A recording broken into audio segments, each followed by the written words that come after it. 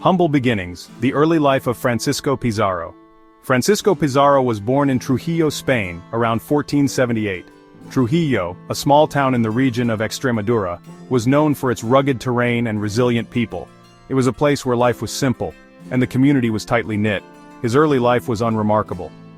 Growing up in a rustic village, Pizarro was surrounded by the everyday struggles of rural life. The harsh conditions of the Spanish countryside shaped his character from a young age. He received little education and grew up in modest circumstances. Formal schooling was a luxury that many, including Pizarro, could not afford. Instead, he learned from the world around him, gaining practical knowledge and skills. Like many young men of his time, Pizarro yearned for adventure and riches. The tales of explorers and their discoveries filled his imagination, fueling his desire to seek a life beyond the confines of his village. The discovery of the New World offered him an opportunity to escape his humble beginnings. The promise of uncharted lands and untold wealth was a powerful lure for someone with Pizarro's ambitions. In 1502, Pizarro set sail for the Americas. This marked the beginning of a new chapter in his life, one filled with peril and potential. He joined various expeditions, seeking fortune and glory. Each journey was a step towards his ultimate goal of making a name for himself in the annals of history.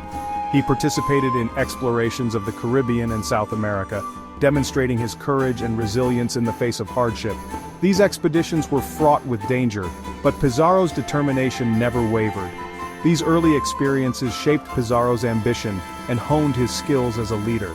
The challenges he faced and the lessons he learned during these formative years would later define his legacy as one of history's most renowned explorers. Across the ocean, the lure of the New World. The age of exploration was marked by a fervent desire to discover new lands and expand empires. The vast, uncharted territories of the New World beckoned adventurers with the promise of glory and wealth. The New World was a land of both immense promise and peril. Its dense jungles, towering mountains, and expansive coastlines were as beautiful as they were treacherous. The unknown landscapes held secrets and dangers that few could imagine. For explorers like Pizarro, it held the allure of untold riches and the opportunity to claim land for the Spanish crown. The dream of finding gold and other treasures drove many to risk their lives. However, the journey across the Atlantic was fraught with danger. The seas were unpredictable, and storms could strike without warning, threatening to sink even the sturdiest of ships. Storms, disease, and hostile natives were constant threats. Many explorers succumbed to illnesses like scurvy and malaria, while others faced fierce resistance from indigenous peoples defending their lands. Pizarro's early expeditions took him to present-day Colombia and Panama.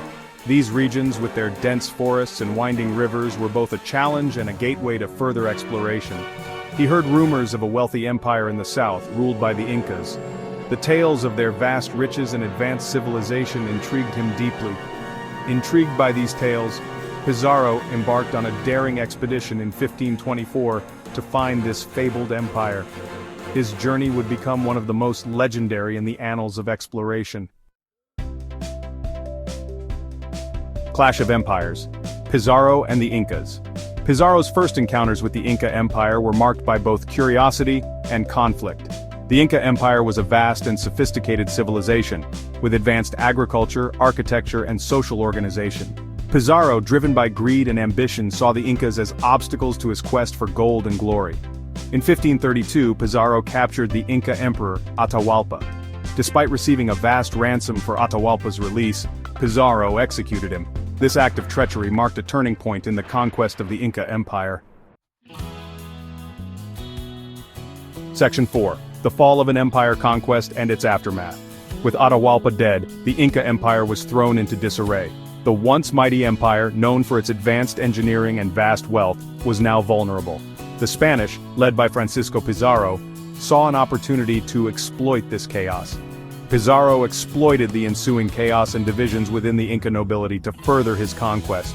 He skillfully played rival factions against each other, ensuring that the Inca resistance was fragmented and weak. He established the city of Lima as the capital of Spanish Peru in 1535. This new capital became the administrative and political center of Spanish operations in South America. The fall of the Inca Empire was swift and brutal.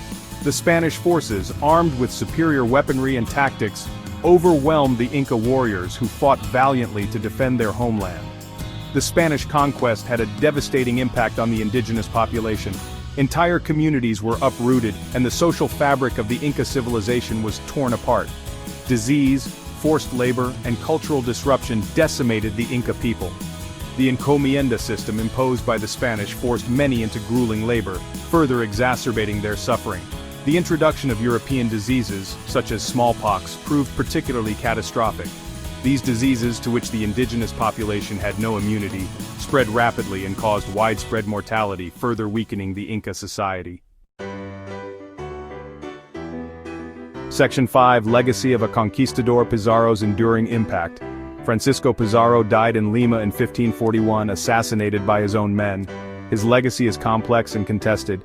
He was a ruthless conqueror who brought about the downfall of a great civilization. Yet he also played a pivotal role in expanding the Spanish Empire. Pizarro's conquest had a profound and lasting impact on the course of history. It led to the establishment of Spanish colonial rule in South America, which shaped the region's cultural, social, and political landscape for centuries to come.